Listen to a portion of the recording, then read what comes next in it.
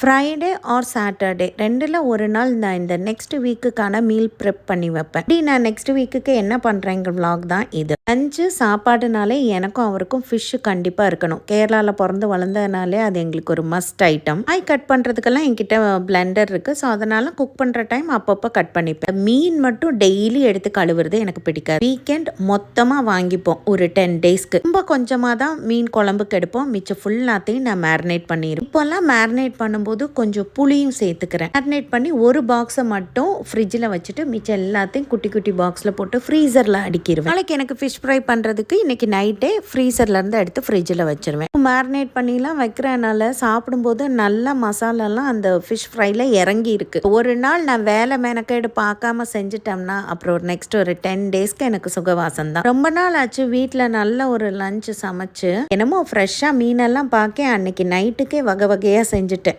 நீங்கள் ஃபிஷ்ஷை மேரினேட் பண்ணும்போது கொஞ்சம் புளி மட்டும் ஆட் பண்ணி பாருங்கள், நல்லா இருக்கு. இந்த டிப் வந்து எனக்கு கன்னியாகுமரி சைடு என் ஃப்ரெண்டு தான் சொல்லி கொடுத்தா. குட்டிக்கு கனவா மீன் ரொம்ப பிடிக்கும். ஸோ அது மட்டும் எப்போவுமே கொஞ்சம் எக்ஸ்ட்ராவாக வாங்குற டைம் தோரன் பண்ணி கொடுத்தா அது வாட்டுக்கு ஸ்பூன் போட்டு சாப்பிட்டுட்டு இருக்கும். ஊர்லேருந்து கொண்டு வந்த தேங்காய் எண்ணெயெல்லாம் காலி ஆயிட்டு இது கடையில் தான் இந்த வாட்டி கொஞ்சம் வாங்கினேன். இன்னர் ஹெவியாக செய்யும் போதே சைடில் கஷாயமும் போட்டுருவேன். ஓமோ, ஏலக்காய், கருஞ்சீரகம், துளசிலாம் போட்டு கொதிக்க வச்சு ஆளுக்கு ஒரு டம்ளர் குடிப்போம். சிங்கம் குடிக்க மாட்டாரு, நானும் சித்துக்குட்டியும் குடிச்சிருவோம். மீன் கொஞ்சம் ஜாஸ்தியாக இருந்தனால நெக்ஸ்ட் டே ஃப்ரைக்கும் கொஞ்சம் அதை விரவி மாற்றி வச்சுட்டேன். குட்டிக்கு ஆனுவல் எக்ஸாம் ஸ்டார்ட் ஆகிட்டு. ஸோ இப்போ டெய்லி அவனோட எனக்கு வீட்டில் அக்கப்போர் தான். முன்னாடியே நிழல் மாதிரி வந்து நின்று கேளுமான்ட்டு இருப்பான். அதனாலே அன்னைக்கு இதுதான் நம்ம டின்னர் பிளாட்டர். எப்படி இருக்குன்னு கமெண்ட் பண்ணுங்க.